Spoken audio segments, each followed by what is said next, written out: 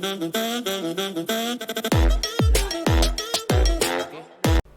si on parlait musique aujourd'hui ?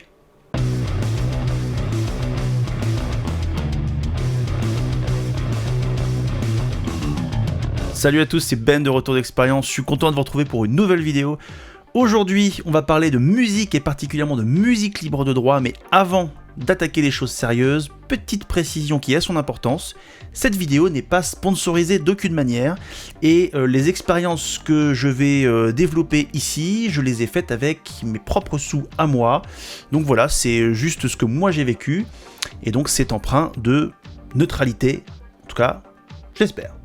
Aujourd'hui, on va donc parler musique et particulièrement musique libre de droit. Google recense un grand nombre de plateformes qui proposent ce service, les plus connues étant YouTube Studio Creator, Artlist, Epidemic Sound, MusicBed et Audio. Je n'ai pas testé toutes ces plateformes-là, j'en ai testé 3. Aujourd'hui, je vais vous parler de YouTube Studio Creator, la bibliothèque audio de YouTube.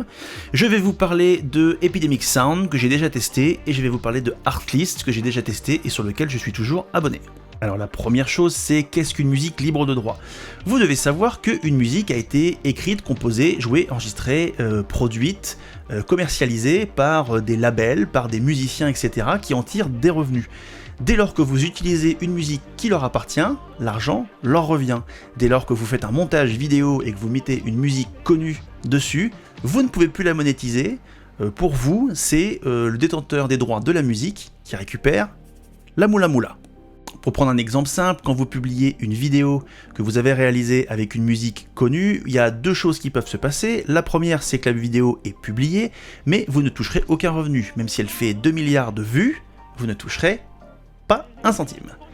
Ou alors, il y a certains artistes, par exemple je pense à Coldplay, si vous mettez une musique de Coldplay sur un montage vidéo et que vous la publiez sur YouTube, Vimeo, Dailymotion, peu importe la plateforme que vous utilisez, la vidéo sera coupée, c'est-à-dire que le son sera coupé. Coldplay n'autorise pas l'utilisation de ces morceaux sur aucune des plateformes possibles, ils sont les seuls détenteurs de leur musique. Du coup, il y a plusieurs intérêts à utiliser une plateforme de musique libre de droit. La première, c'est en tant qu'amateur en utilisation loisir, etc., c'est de se dire qu'on n'a aucune limite et qu'on peut publier les montages vidéo et le son qu'on veut, puisque de toute façon, nous sommes détenteurs des droits. Donc, du coup, pas de souci de se faire striker. Maintenant, en tant que professionnel, si vous faites un montage vidéo pour une entreprise qui décide de la diffuser en broadcast, c'est-à-dire à la télévision, au cinéma, etc., si vous utilisez une musique qui n'est pas libre de droit ou vous n'êtes pas détenteur des droits, vous n'êtes pas à l'abri d'un procès. Voilà, donc la musique libre de droit, ça vous permet de vous mettre à l'abri de beaucoup de choses et de pouvoir travailler l'esprit tranquille. Et on va commencer par YouTube. Sachez que dès lors que vous avez un compte YouTube ou une chaîne YouTube, vous avez accès à YouTube Studio Creator, qui vous permet d'avoir des données d'analyse, etc. de votre chaîne, mais aussi qui vous donne accès à la bibliothèque audio de YouTube. Cette bibliothèque audio est composée de morceaux libres de droit, utilisables sur YouTube, sans limite, et pour 0 €.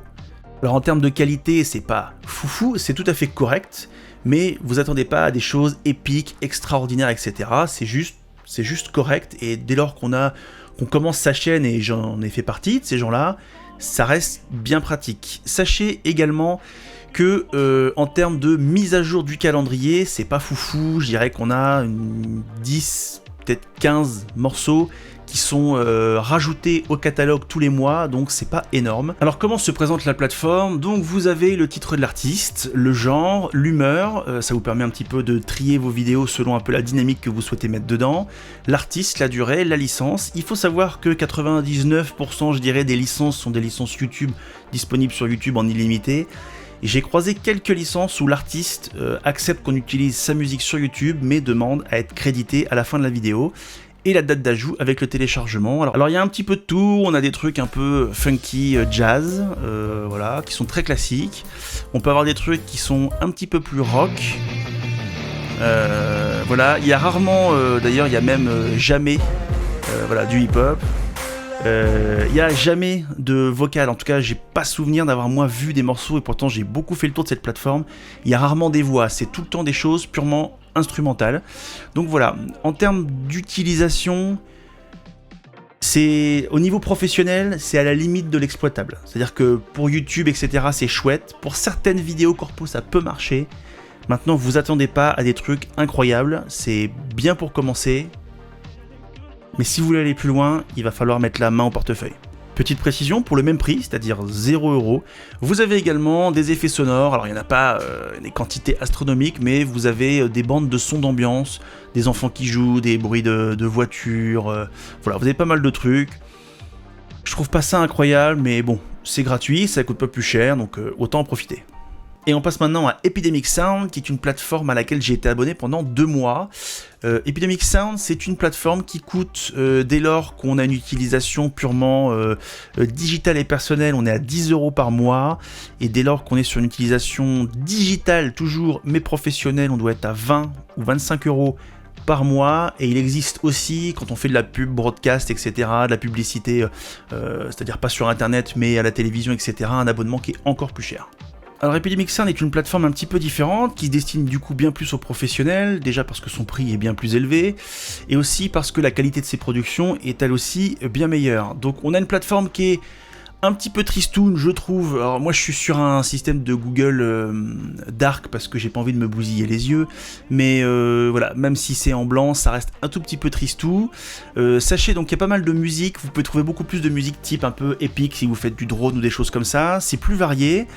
Donc vous avez les titres, vous avez le type d'ambiance, ce qu'on appelle le mood, vous avez le type de musique aussi, le style musical, le nombre de battements par minute, donc la vitesse, la durée, et vous avez ce système-là, le Find Similar, ça veut dire que si vous avez bien aimé ce morceau-là, vous cliquez sur Find Similar et hop, il vous propose d'autres morceaux, soit du même artiste, soit d'un style équivalent qui pourrait vous plaire.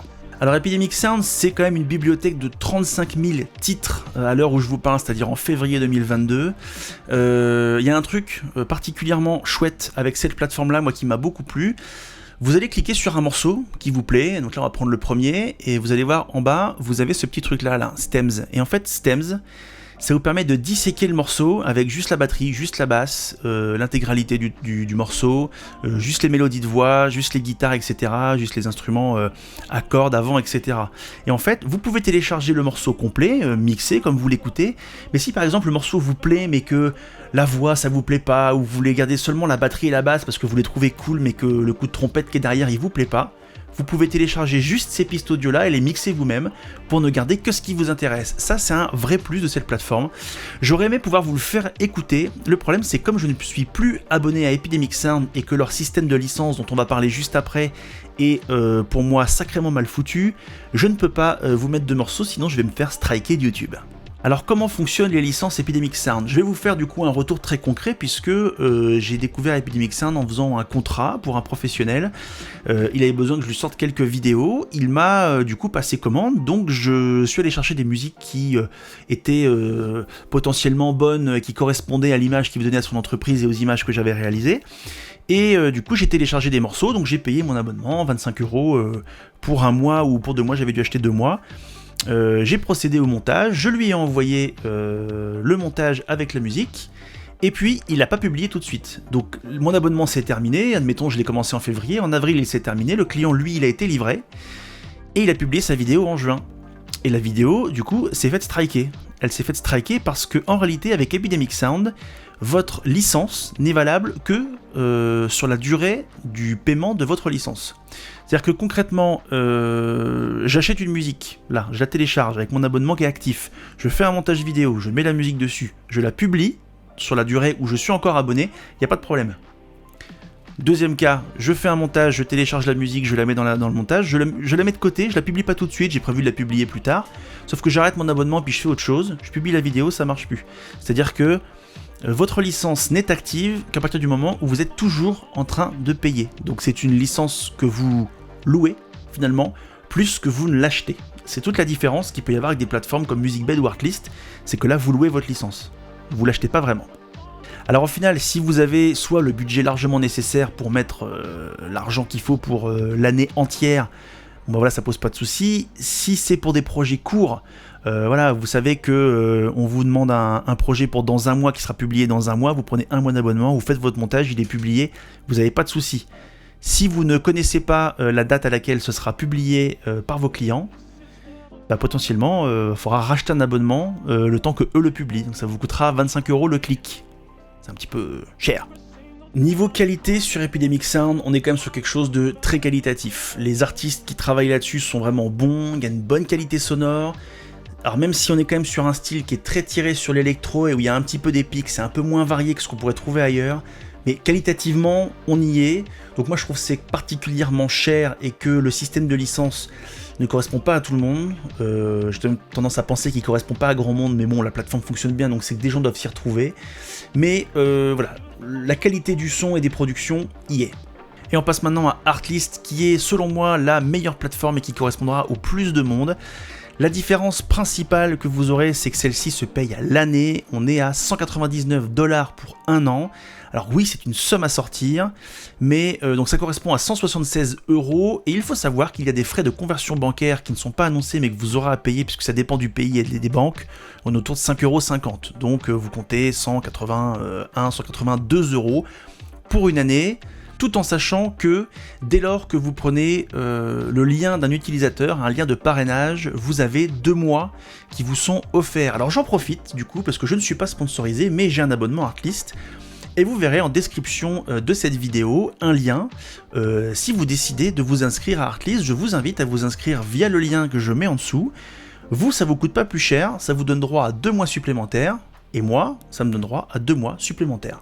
C'est du gagnant-gagnant, je gagne pas de sous, mais je gagne des mois supplémentaires, donc vous passerez un abonnement de 12 mois à 14 mois. Et donc je trouve ça plutôt chouette, voilà, vous n'êtes pas obligé de le faire, mais si vous avez envie de vous faire plaisir et de me faire plaisir aussi, c'est l'occasion. Ce qui fait la différence sur Artlist, au-delà de la qualité dont on va parler juste après, c'est le type de licence. Il y a un catalogue qui est monstrueux, je n'ai plus le nombre de morceaux, mais on est à peu près équivalent à Epidemic Sound, on doit être autour de 30 000 morceaux. Et lorsque vous cliquez sur télécharger et que vous téléchargez votre musique, elle vous appartient à vie. C'est toute la différence. Le morceau, je peux le mettre dans 10 ans sur un montage et il n'y a pas de souci. La seule contrainte liée à ça, c'est que chaque personne qui télécharge ce morceau en est également détenteur et propriétaire. Ça veut dire quoi? Ça veut dire que vous pouvez développer une publicité pour un professionnel, pour une entreprise, etc. Vouloir quelque chose de super original, mettre votre musique, et là vous regardez la télé, et vous tombez sur une pub Nike avec la même musique que vous. Du coup, vous êtes plus très original. Parce que oui, Artlist est une plateforme qui est tellement réputée, tellement qualitative, qu'elle est utilisée par des grandes marques. Il y a une pub Nike, il y a une pub Reebok, il y a Mercedes aussi qui a sorti il y a pas longtemps une pub avec des sons de chez Artlist. D'ailleurs, ils le brandent pas mal, hein, c'est écrit sur leur site, les gens qui font appel à eux. Mais effectivement, quand on se balade, on peut retrouver des morceaux où on se dit tiens, mais je connais ce truc-là, et on a des images qui arrivent parce que c'est beaucoup utilisé dans la pub. C'est dire la qualité de la plateforme. Typiquement, la musique qui était dans cette intro était une musique utilisée, c'était pour Apple ou pour Nike, je sais plus exactement. Donc voilà, on a une charrette de beaucoup de morceaux. Quand vous vous retrouvez sur Artlist, donc vous avez les musiques, les dernières musiques qui sont sorties, les plus pertinentes, etc. Vous pouvez faire des recherches par mood. Le mood, c'est quoi? Le mood, c'est l'ambiance. Donc là, vous avez pas mal de choix, épique, groovy, sexy, fun, etc. Vous avez le thème de vidéo aussi, il n'y a que qui proposent ça. Est-ce que vous voulez faire du timelapse, est-ce que vous voulez faire du voyage, est-ce que vous voulez faire du drone, etc. Vous avez évidemment le style de musique et vous avez les instruments utilisés parce que parfois on veut de la voix ou on veut pas de la voix. En parlant de la voix, sachez que la plupart des morceaux sont instrumentaux, mais il y a des morceaux avec de la voix et ils sont symbolisés comme ici par un petit micro qui veut dire qu'effectivement il y a quelqu'un qui chante dessus. Et parfois vous avez, comme là on peut cliquer, vous avez le morceau avec la voix et elle est également disponible en instrumental. Donc c'est pas tout à fait comme Epidemic Sound, mais ça permet quand même de récupérer des morceaux qui vous plaisent avec les voix en moins. Vous avez un certain nombre de playlists aussi qui existent. Alors si vous allez, moi j'aime bien celle-ci, mais il y en a beaucoup d'autres. Il y a Perfect for Commercials, donc ça c'est souvent, si vous allez là-dedans, vous allez retrouver énormément de musique que vous avez entendu dans des publicités. Donc on est quand même sur quelque chose où les productions et la qualité est assez épatante.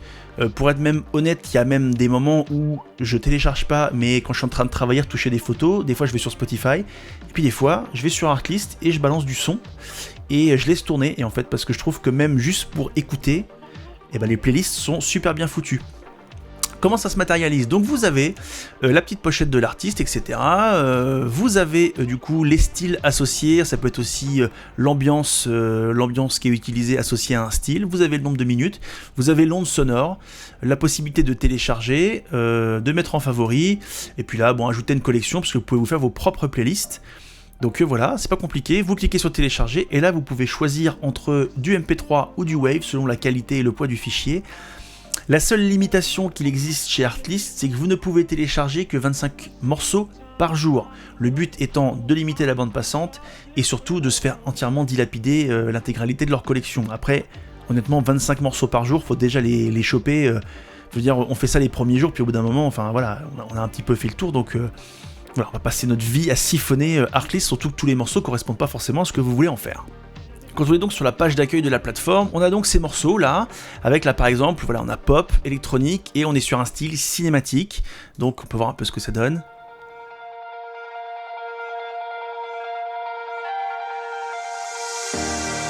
Comme vous pouvez le voir, là la petite flèche est en jaune, c'est que je l'ai déjà téléchargé parce que je l'ai déjà apprécié. Et vous avez ce petit truc là qui est le Similar Song, qui est comme le Find Similar d'Epidemic Sound, c'est-à-dire que j'aime bien ce morceau, je clique dessus et il va m'en proposer à peu près 5, voilà, il m'en propose 5 qui sont soit du même artiste, soit du même style de musique, ça vous permet un petit peu d'étoffer vos recherches. Donc vous pouvez dire que vous voulez une vidéo avec un mood un peu triste, avec un peu plus pop, avec seulement de la batterie, etc. Et vous faites vos recherches comme ça. Donc voilà, il y a beaucoup de choses. Moi je suis très fan de cette plateforme que je trouve très complète. Au niveau du renouvellement, je dirais qu'on est à peut-être 50... 60 morceaux supplémentaires tous les mois, donc ça permet quand même de se renouveler. Après honnêtement, si vous allez un petit peu chercher dans le fin fond de Artlist, vous allez avoir du mal à trouver le premier morceau qui a été publié. Il y a quand même une plateforme qui est assez énorme.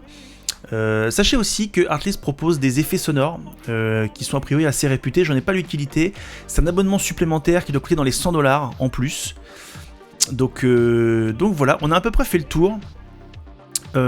Je reste persuadé qu'Artlist est la meilleure solution. On ne sait pas toujours quand on va publier des vidéos, etc. et de quand on aura besoin de la licence. Et là, pour le coup, vous l'achetez. La licence vous appartient. Le morceau, une fois que vous avez payé votre abonnement, le téléchargement, voilà, c'est à vous. C'est que pour vous, pour une utilisation. Et il n'y a aucune limite d'utilisation. Ça, c'est important à savoir aussi. Alors, pour beaucoup de gens qui regardent cette vidéo, vous êtes peut-être des amateurs ou même des jeunes professionnels ou même des professionnels affirmés, mais peu d'entre nous ont la chance de faire des pubs qui iront au cinéma, à la télévision, etc. Mais du coup, même là-bas, il n'y a pas de surcoût, c'est pas plus cher parce que vous faites une vidéo de ouf avec un son de ouf pour un client de ouf. C'est pas plus cher. Voilà, c'est un billet à sortir au début, mais honnêtement, moi j'ai mis du temps, ça fait 2-3 ans que j'hésite à aller sur Artlist, que je me pose des questions. On peut y aller sans se créer un compte et sans payer d'abonnement, on peut y aller, on peut écouter les musiques, vous pouvez vous y rendre tout de suite. Vous pouvez télécharger des morceaux, sachez juste qu'en téléchargeant les morceaux, vous avez une espèce de filigrane audio qui va apparaître, ça veut dire que dès lors que vous allez mettre du son, vous allez entendre Artlist.io qui va être répété toutes les 15 secondes. Voilà, mais parfois, avant d'investir, on a un montage vidéo, on cherche des musiques, on fait des essais, ça vous permet un peu de faire des essais et voir si ça colle. Voilà, n'hésitez pas, surtout si vous désirez vous abonner, à passer par mon lien. Ça vous fait gagner 2 mois, ça me fait gagner 2 mois, tout le monde est gagnant. N'hésitez pas à vous abonner, à mettre la cloche à cette chaîne, un commentaire, un petit pouce bleu, vous connaissez la manip. En attendant, prenez soin de vous. Salut.